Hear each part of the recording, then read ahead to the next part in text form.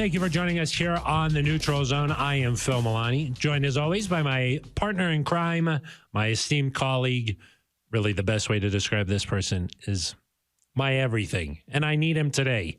It's at Aric DiLalla. Phil, great to be back with you. And a tough loss there down in H-Town. The streak is over. The streak is over? It was good while it lasted, Aric. It was really nice, actually. Of memories. A lot of memories. I mean, I'll think back fondly. 5 weeks, just a month of just elation. 6 weeks, really, because we got the whole bye and the bye, week. too, yeah. Month and a half, really, if you really think about it. But now it's over, and it's time to start a new streak. Pick up the pieces. Sean said that, hey, this Monday was going to be tough. You got to watch the tape, correct the mistakes, and move forward here. People may have noticed that Ben Swanson comes back to the podcast. The Broncos immediately lose. I didn't want to go there. That's why he's not here. I did not want to go there. We had to make a tough change. Sometimes in this business, you've got to make tough decisions. That is true. We've had to make one. Yeah, that is true. We're not going to go into the details. It's kind of an in-house matter, but yeah, something about an oil well or something there too, right? Yeah, I don't want to. Let's just say you can't always swim where you want to swim. Yeah, exactly. Yeah, let's just say it. So that's kind of important. Yeah, kind of leave it at that. But the Broncos lose 22-17.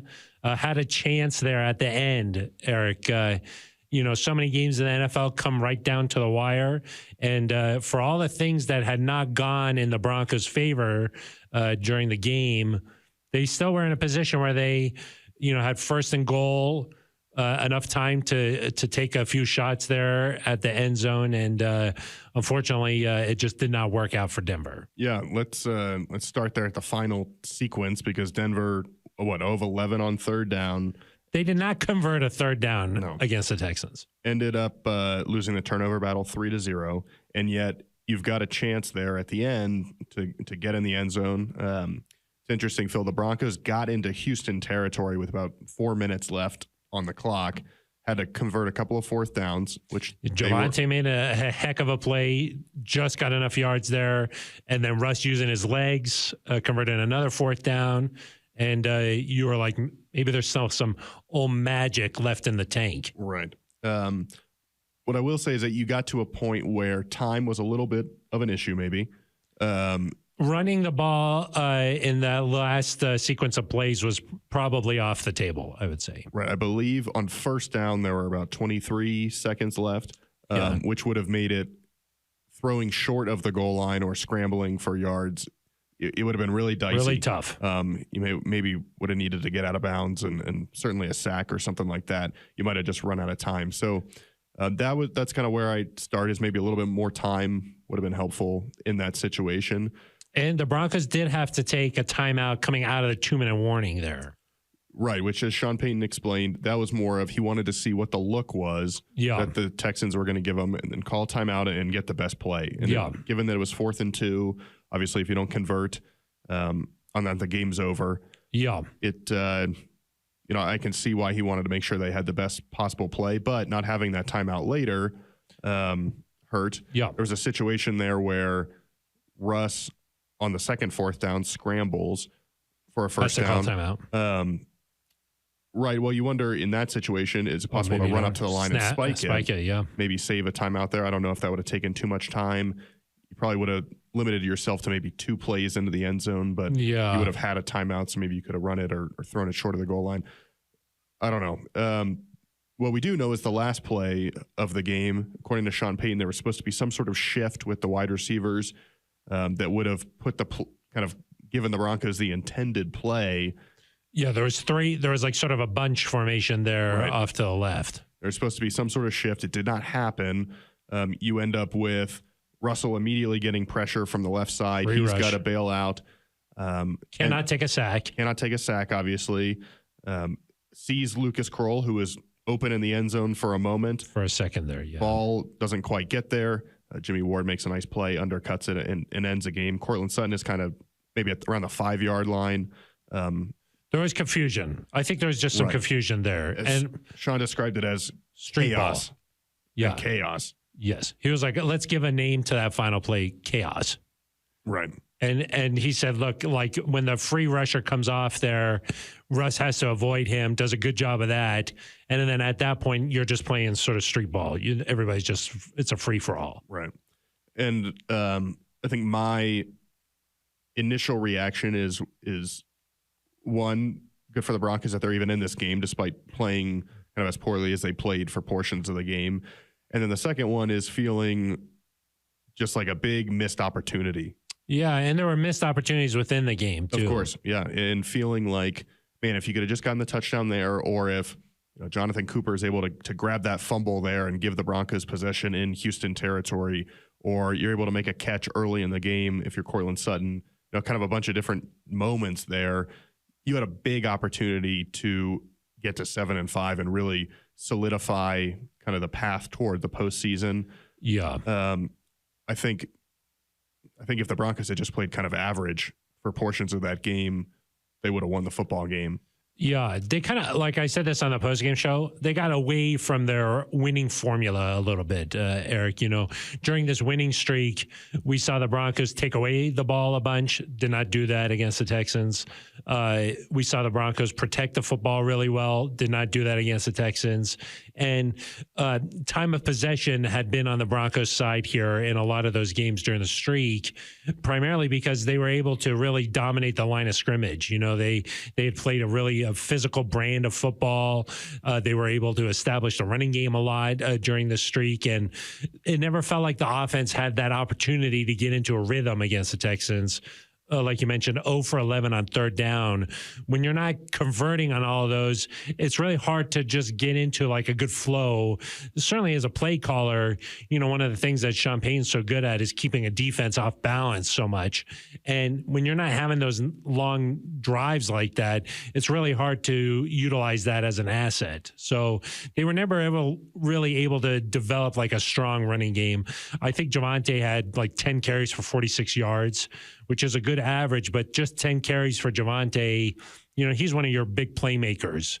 And so, I think that they just got away from what had given them a lot of success during the 5 games. Right. And obviously in the second half, when you're down 13 points in the fourth quarter, you're going to have to throw the ball probably more than you would if it's a close game. So that probably accounts for some of it, but certainly early, the first 2 plays of the games were shot plays down the field. Yeah. And Cortland Sutton has it in his hands, isn't able to quite haul it in. I think if that came right after a 3-and-out by the Texans, if Cortland hauls that in Houston territory, we could be talking about an entirely different game just in terms of the way the Broncos set the tone. And if you look at it, it's like scoring margins. Denver fell behind 10-0 in the first quarter and then outscored Houston 17-12 the rest of the game. Yeah.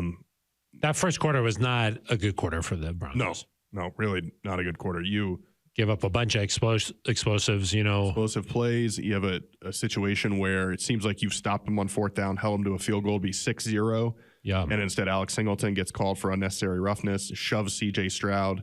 They were both in each other's faces, and I think it was a little bit of a ticky-tack call, but you also just can't do it. Yeah, I think that in that situation, you got to know the scenario. It's fourth down. Don't let a rookie bait you into something like that. So it's not, it's not a linebacker going with an offensive lineman. Yeah, exactly. Quarterback's always going to get that call. Right. So that makes it 10-0, which is tough.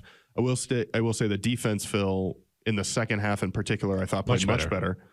They brought some pressure in creative ways, whether it was P.J. Locke, Jaquan McMillan, Alex Singleton. I think it was on the final. Singleton had a it was either the final drive or Houston's second to last drive where timed the blitz perfectly. Yeah.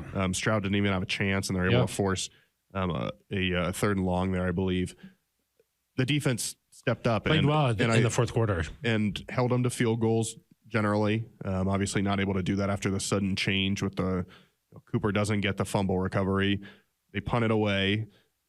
Russell Wilson's pass is tipped at the line of scrimmage and picked off. And that was a big moment in the game where instead of recovering that and you could go up 17-16 or cut it to 16-13, boom, they get the ball right back.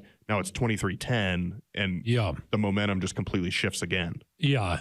There were a couple of times like that where you just felt like the game was sort of on a teetering, a little bit. Right. One was even that Samaje Perine where they said that he stopped short. That was sort of a close call there. Where Broncos got a little bit lucky there. Yeah. So I kind of think about it sometimes a little bit in this way, Eric, where if Russ would have been able to convert a touchdown there, then today we'd be talking about a close victory where the Broncos pulled it out and you're still sort of feeling that good vibe going.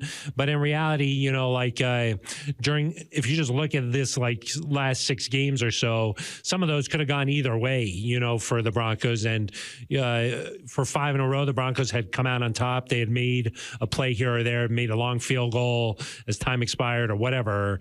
You know, these games tend to go where a couple plays, either way, you're winning or losing. And just against the Texans, you know, it did not go the Broncos' way. So, yeah.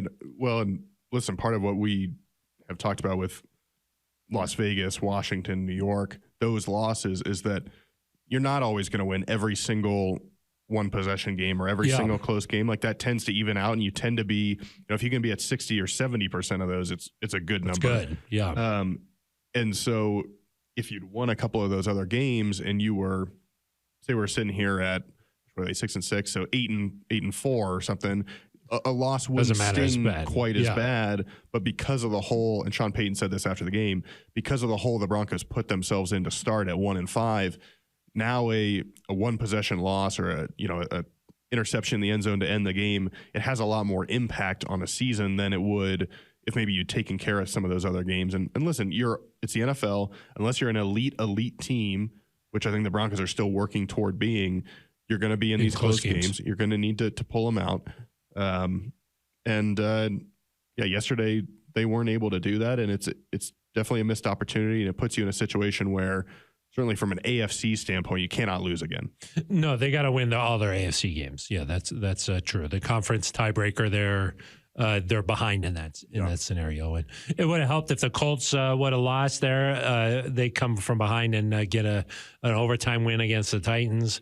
Steelers did lose, though. Steelers and Browns both lost, which helps. That helps. But tiebreakers against Houston not looking so great right now. So no, and maybe at this point you just need Houston and Indy to kind of run away with that and have Pittsburgh and Cleveland fall off. And we'll have to see what happens. We'll see what happens there. And still 5 games to go, so 5 games. A long time. And listen, that's a good, like, that's a 7-5 Houston team. And it's hard to go on the road, especially that early kick. We've seen that pose a few problems this year.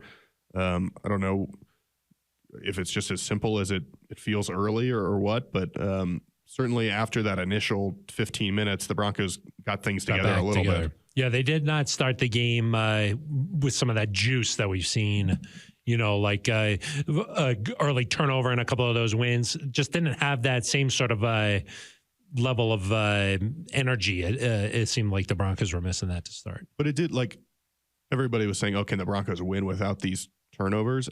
I think the Broncos could have won yesterday with that defensive performance. Yeah, 22 against the Texans. That's not bad. 22, and one of them came on a very short field. In the second half, when it mattered, they essentially shut Stroud down. They had one, I think, field goal on their opening drive of the second half, and then the touchdown on the very short field. But otherwise, a lot of punts. We should mention Tank Dell left the game. Yep. It seems like his season's over. Fractured fibula. Yeah, painful. That did not look good. Nico Collins went off, though. I think he had 191 yards, which that's a lot of production. A lot of yards. So that's a lot of yards.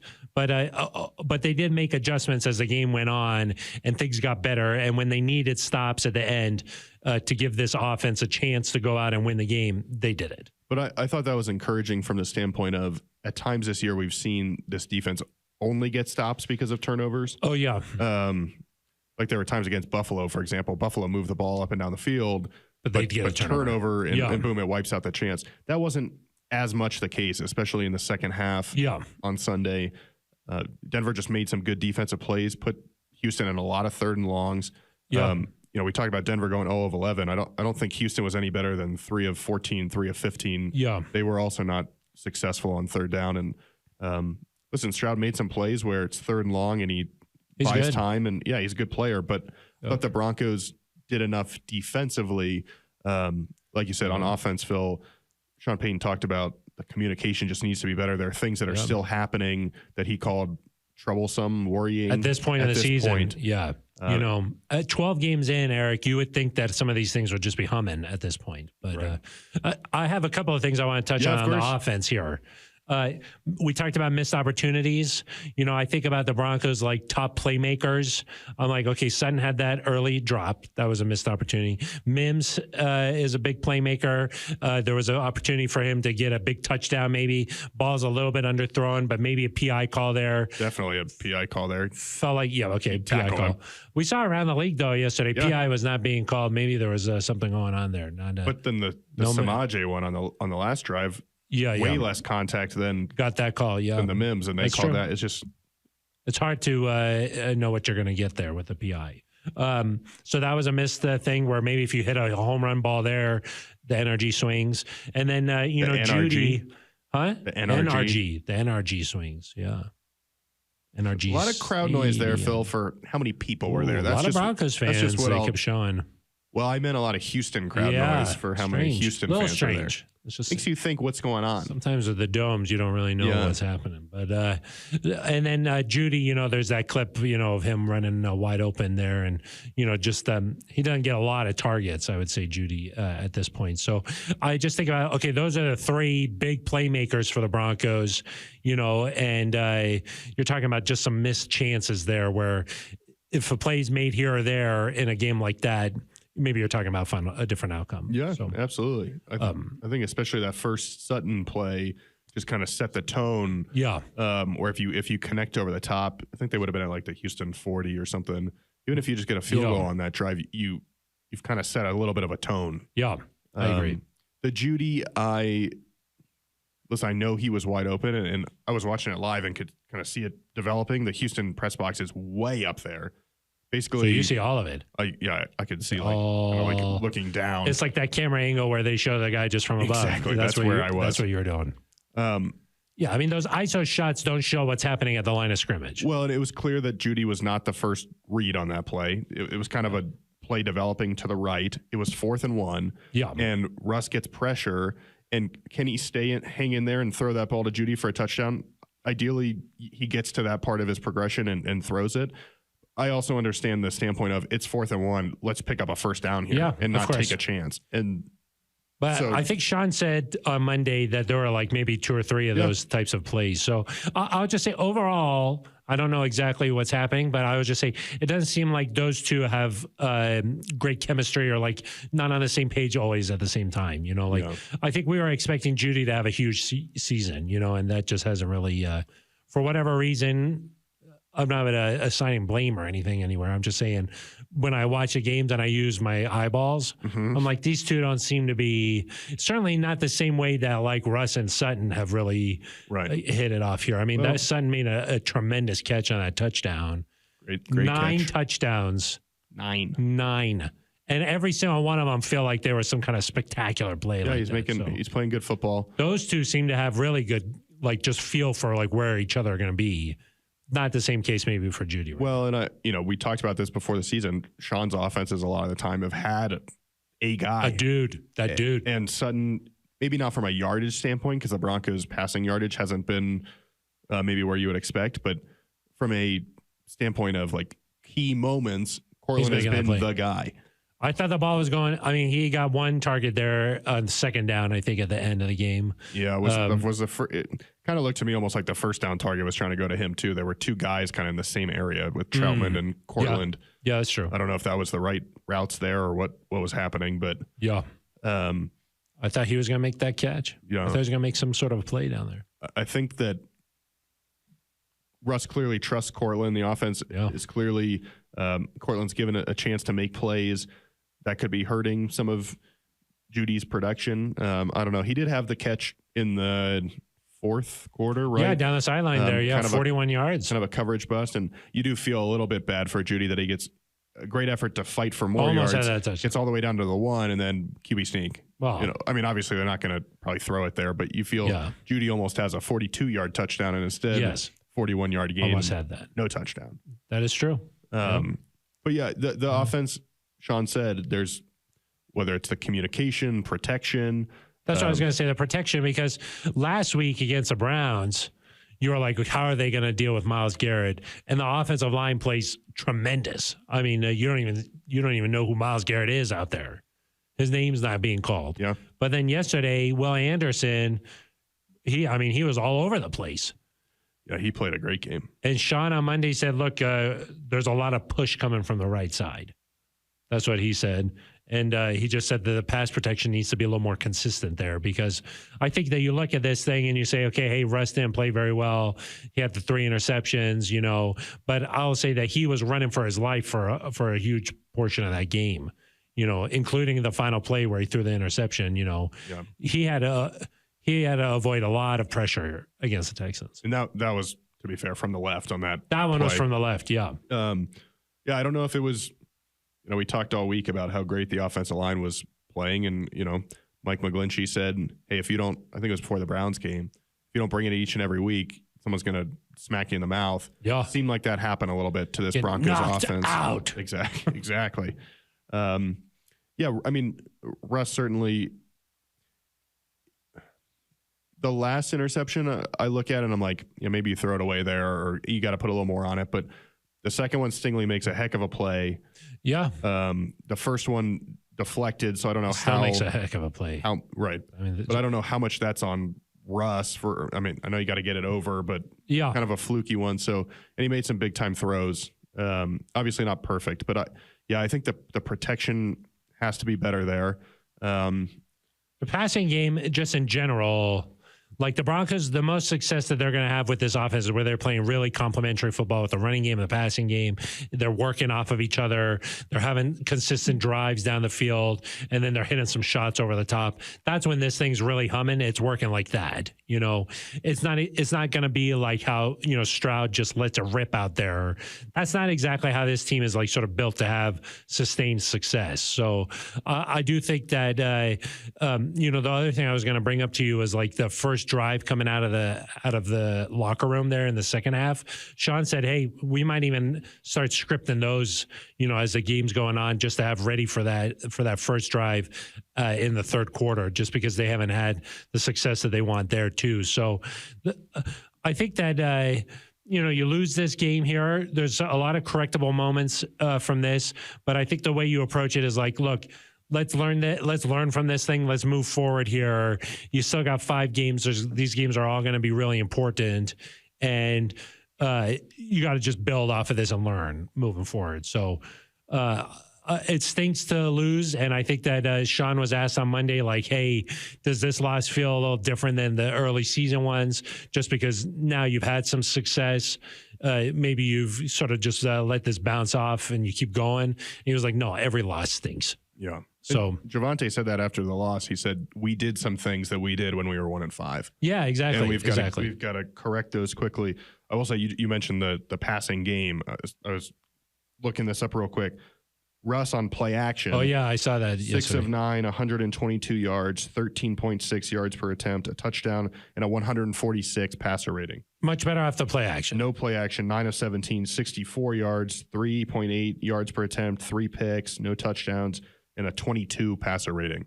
So certainly that speaks to what you're just saying, right? When the run game is a threat and then you can go play action, they protected that well a lot of the times because Javonte or whoever would kind of go double that guy. And it makes you just sort of pause for a second there as a defense. It gives you a cleaner pocket. So, yeah, we'll see if the Broncos use some more of that moving forward. But I feel I'm less discouraged by how they played and more kind of just disappointed at the missed opportunity, if that makes sense. Because I think that's a good Houston Texans team. They now are going to make the playoffs, essentially, if they don't kind of crumble here down the stretch. So it's a road game against a playoff team. You had every opportunity to win late in the game.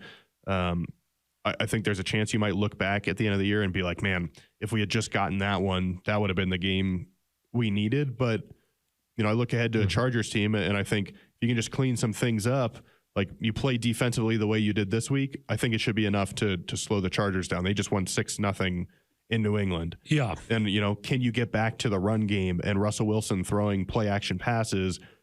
I think you should be able to have some success. And then, obviously Detroit's a tough matchup, but my goal for this team would be, can you find a way to kind of get to that final 3-game stretch here of New England, Chargers at home, Raiders on the road, and still be at you're right there. Yeah, be worst case 7-7 with the win over the Chargers, and find a way to then go on a little run there. Yeah. But they're not out of anything or anything like that. It gets harder for sure. But I think you're going to have to. I think Sean said after a game that it was sort of a sloppy game. Yeah. I think that if the Broncos play their best football, they're winning a lot of these games. So it's sort of upon them to just go out there and play their formula, the way that they need to play cleaner. They're going to win some of these games, and they just weren't able to do that against the Texans. Yeah. Had the Broncos won yesterday, then down the stretch, if there's a fluky loss to the Chargers or the Raiders or somebody, it would have been okay. Now there's no more. Now that margin for error is essentially gone from an AFC standpoint, and I think the magic number here is still going to be 10. Yeah, you're going to need some things now to go your way with the Houston loss. Like, you're going to need Pittsburgh to maybe finish 9-8. You're going to need one of these teams to drop a little bit. But 10 is probably going to still put you in a pretty good position where you're likely in. But again, from an AFC standpoint, you've now lost your margin for error. Yeah. You got to win these. And when you're talking about going 4-1 down the stretch, you got to win these games. So that's sort of the position they're in, and they can do it though. They could definitely do it. I mean, you look; they have one team with a winning record left on their schedule. Obviously, division games are always tough and always difficult. Broncos have not won an AFC West road game, I believe, since that's true. It's been a long time. 2019. It would have been Chargers, right? I think 2019 is the last time they won an AFC West road game. Yeah. They've not won at SoFi. They've not won at Allegiant. And certainly at Arrowhead. We know how that's gone. Yeah. So, you're going to have to buck a trend here, do it twice in 5 weeks. But it's got to start this week. Phil, I will say one area, we'll see where the injury report comes out on Wednesday. It seemed like the Broncos dodged a couple of bullets. In terms of Surtain, for sure. came back in. Mims came back in. Manhurts, Quinn Miners.